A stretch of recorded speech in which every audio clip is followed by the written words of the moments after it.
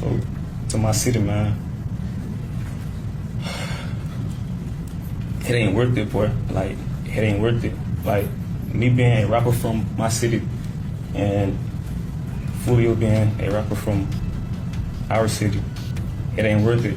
Like, my mouth getting dry, sorry. Like, the dissing, the beefing, the shooting, like, for what? Like, for what? Like, when you sitting in your cell alone, cold, it's lonely as hell in that bit. Everybody leave you. Like, nobody here for you. Like, the ones that's your ride or die, your girlfriends, whoever you love, the only person there for you is your mother. And maybe like one friend, maybe. But it ain't worth it though, bro. It ain't worth it. I was 21 years old facing the death penalty. I never ever, my only interactions with law enforcement was traffic tickets. Wake up next morning, I'm facing the death penalty. That's how quick life can change. It ain't worth it, bro. That's all. I'm sorry if I was nervous. Sorry. No, it's okay, Mr. Chance. And thank you for saying that. Yes, ma'am. Oh, she a jigga bop. Tonight I'm trying to jig and bop. You know it's up, I'm really on my top. I'm on my top, say you Jake, running from the top. Turn it up a notch, yeah.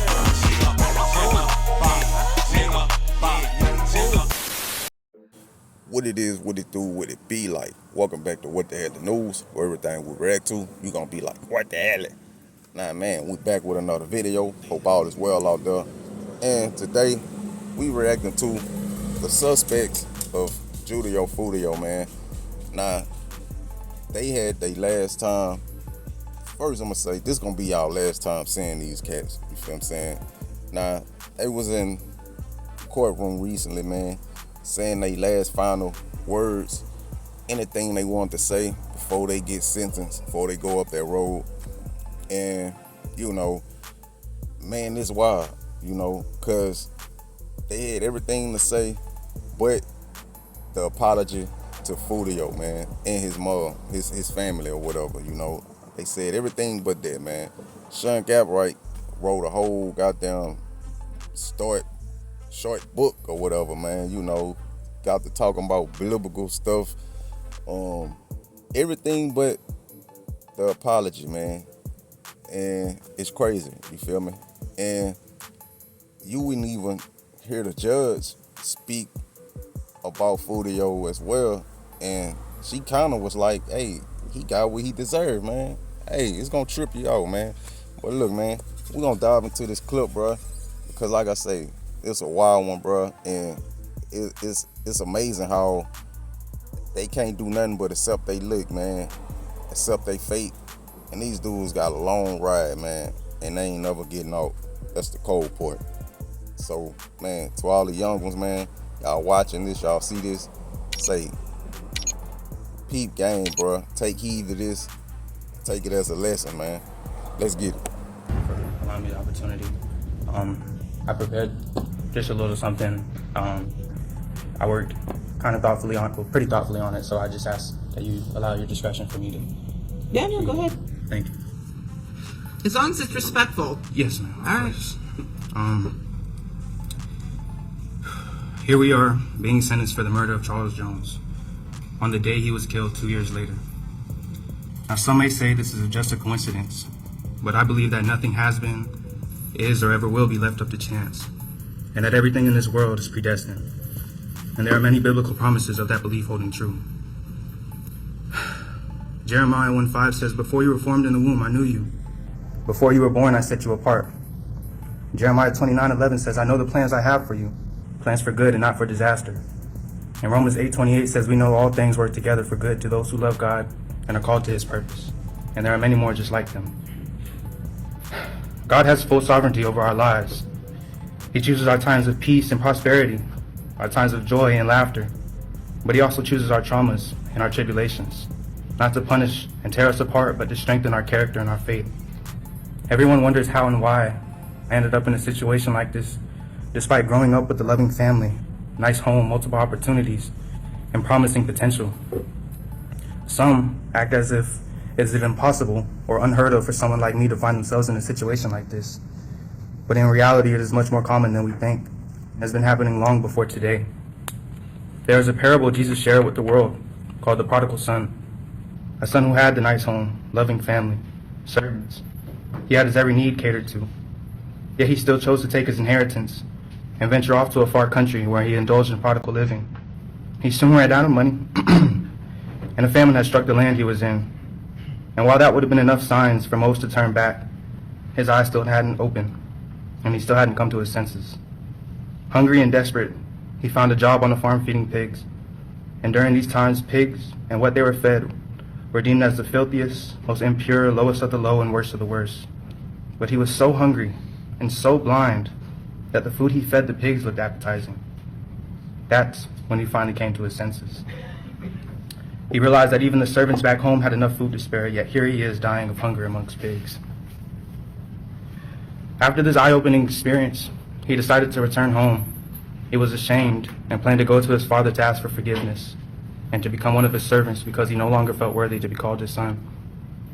But when he returned, his father embraced him with love and compassion, dressed him in the finest clothes and jewels, and celebrated his son's return with a feast, exclaiming, "This son of mine was dead and has come back to life. He was lost and is now found." It is not uncommon for good young men who come from good families to get lost in this world. But discontentment often leads these good young men astray. When scholars and historians look back on our times, I believe they will label us as the age of discontentment. And those of us who come from privileged upbringings are actually disadvantaged to the fight against it. Because of the high expectations, any opportunities and options we grow up with, we don't know what struggle looks like, or how hard our parents had to work to provide these opportunities for us. We don't know what we have until it's gone. And it often happens after we go through our own eye-opening experience. Never in history has there been a time like now, where there is so much available and so easy to consume, but we still demand more. And it is clearly seen in my generation. Young men and women want to grow up faster, to try to keep up with the influencers that are idolized. And this is in part due to us being so susceptible. A study done by the National Institute of Mental Health provided evidence showing that the brain doesn't reach full maturity until 26 to 27 years old for men, about 8 or 9 years older than my time during the offense. But society knows this, and that's why laws set age requirements on certain activities, amenities, and substances as a way to protect adolescent adults. Yet those same laws don't extend to an adolescent adult when they are charged with crimes and allows them to be prosecuted to the fullest extent, regardless of their age. Your Honor, it is heartbreaking that an 18-year-old can't rent a car or a hotel or buy a home, but can be sentenced to death or life in prison without the possibility of parole. They can't purchase alcohol or tobacco, but can be sentenced to death or life in prison without the possibility of parole.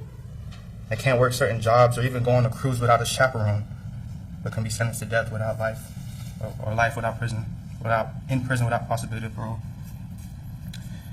And I'm a prime example of these circumstances. At 18 years old, with no prior convictions, I was charged, indicted, and had to face the death penalty. My point is, society views anyone under the age of 21 as not being mentally mature enough to participate or partake in these activities, amenities, and substances, because certain substances listed can negatively impact or stunt the growth of a developing brain, while other activities and amenities have restrictions due to the lack of impulse and behavioral control or lack of situational awareness at times with teens. It is very simple to understand that our brains have not developed enough, that we live in a society where someone under the age of 21 can be sentenced to death or life in prison without parole. We leave no room for growth, rehabilitation, or redemption. We don't account for the fact that they weren't a fully developed adult and their judgment and decision-making abilities weren't developed either.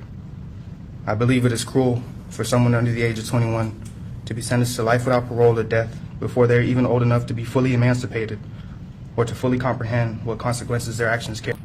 I say all this because I want to see change. Change for those whose fates were sealed long before they were born. Change for the prodigal sons and daughters who ventured off too far in the world and got lost. Change for those who haven't reached full maturity or unlocked their full potential as adults. Change for the ones who never had the option to go around, over, or underneath, but straight through their obstacles. In spite of my current circumstances, I still trust in all those biblical promises. I believe that I am exactly where God planned for me to be, a plan He created long before I was born.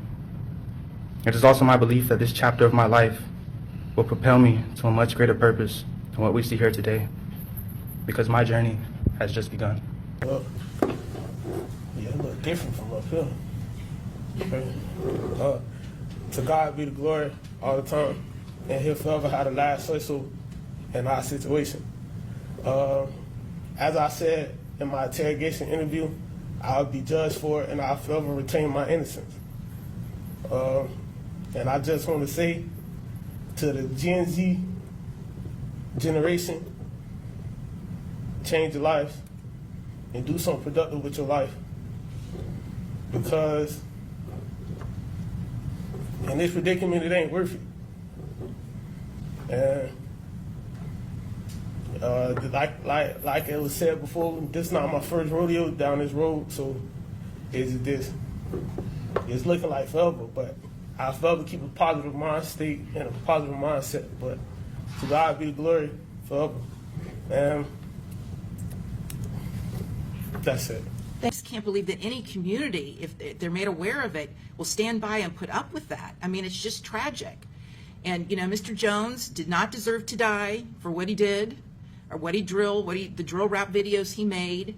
But goodness gracious, going and desecrating the gravesite of a murdered relative is, you don't deserve to be killed for that, but you just increased your odds that it was going to happen. And that's the truth. That is the truth. So I'm not at all, again, stating that he deserved it, but it's just shocking. It's shocking to me. And I do have great sympathy for the defendants. You all, for the most part, are young men. And some of you have children. And now, for what? For what? Now, you're looking at life in prison. And what was it for? And I really appreciate Mr. Gathright and Mr. Chance really speaking to your community. Like, these decisions that are made can have unalterable changes that you can't come back from. So I'm going to start first. I'm going to adjudicate you guilty.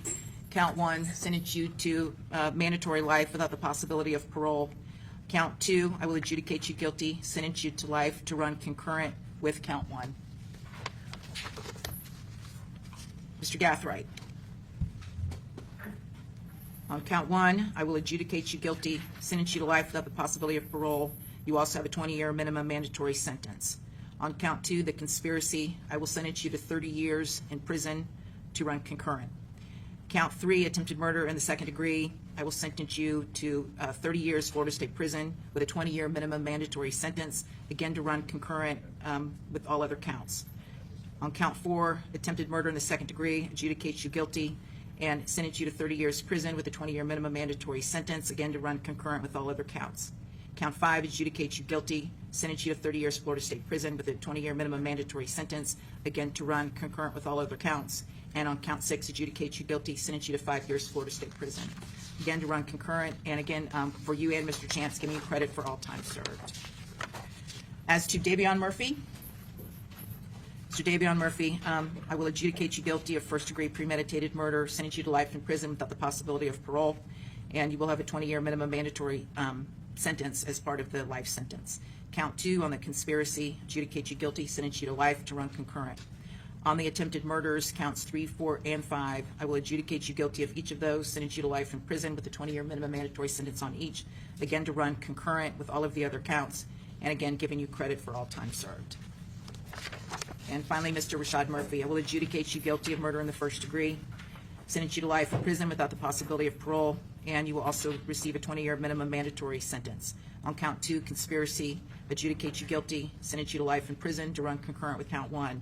On counts 3, 4, and 5, I will adjudicate you guilty on each of those, sentence you to life in prison. Each of those carries a 20-year minimum mandatory, again to run concurrent with all other counts, and giving you credit for all time served.